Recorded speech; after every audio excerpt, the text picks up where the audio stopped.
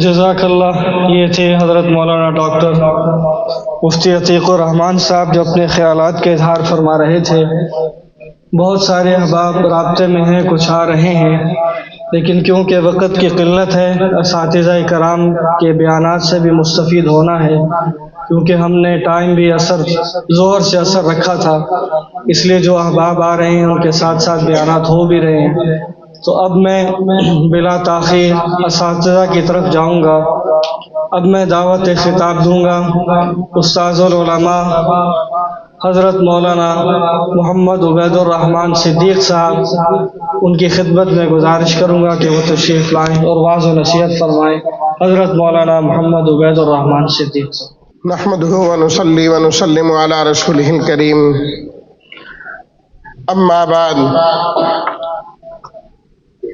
بسم اللہ الرحمن الرحیم.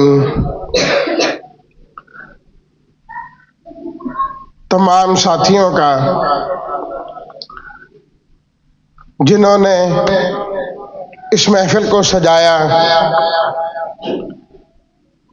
اور 31 سال کا جو تسلسل ہے اس کو قائم رکھا اور باقی رکھا، ان کو میں خوش آمدید کہتا ہوں اور مبارکباد دیتا ہوں،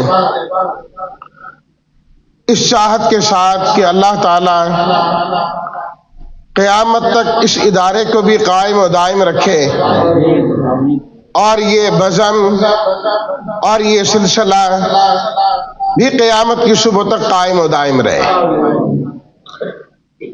یہ جو دونوں سلسلے ہیں ان کا اکٹھا رہنا بہت ضروری ہے. جب تک یہ دونوں چیزیں اکٹھی نہیں ہوں گی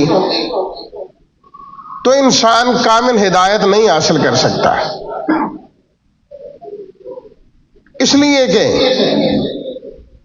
انسان بہترین سے بہترین عالم ہو لیکن اپنے علم سے کسی کو فائدہ نہ پہنچا سکے تو اس علم کا کوئی فائدہ نہیں. اور اسی طرح بات سمجھانے کا انداز تو اللہ تعالیٰ نے اسے خوب عطا فرمایا،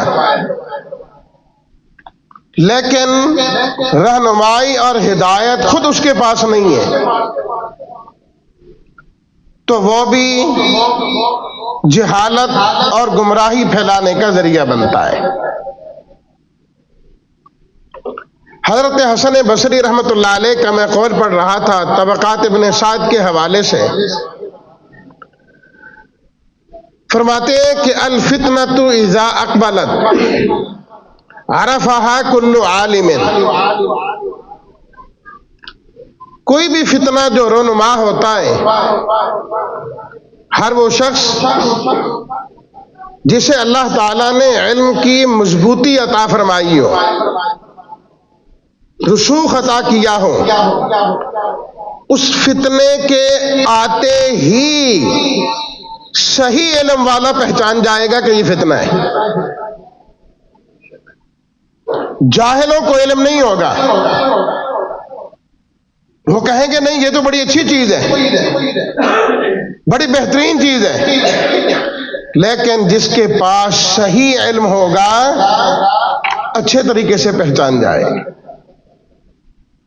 فرمایا وَإِذَا أَدْبَرَتْ، جب وہ فتنہ رخصت ہوگا، عَرَفَهَا كُلُّ جَاهِلٍ، ہر وہ آدمی جس کے پاس علم نہیں ہے، اس کی بنیاد کوئی نہیں ہے، لیکن اہل علم سے سن سن کر ہر جاہل بھی اس فتنے سے واقف ہو چکا ہوتا ہے. بے شمار اس کی مثالیں بھی دی جا سکتی ہیں. تو اس سے ایک تیسری بات بھی واضح ہوئی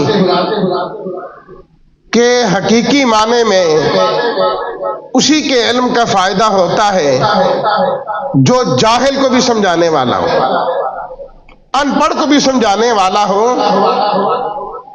اپنے علم کے مطابق کبھی گفتگو نہ کریں. گفتگو ہمیشہ جو سامعین ہیں ان کی علمی استعداد کو اور ذہن کو دیکھ کر بات کی جائے تو جاہل سے جاہل آدمی بھی بات سمجھ بھی جاتا ہے اور سن بھی لیتا ہے. بڑی معذرت کے ساتھ کئی جگہ ہم نے دیکھا کہ بڑے بڑے صاحب علم ہیں لیکن ان سے استفادہ اس لیے لوگ کم کرتے ہیں کہ وہ اپنی استعداد اور علمیت کے مطابق بات کرتا ہے، لوگوں کے انداز کے مطابق بات نہیں کرتا. مجھے وقت کی کمی کا احساس ہے، اتنی بات بھی نہیں کرنا چاہتا تھا. اللہ تعالیٰ آپ کو جزائے خیر دے کہ آپ نے موقع عطا فرمایا اور یہ گلشن اسی طریقے سے قائم و دائم رہے.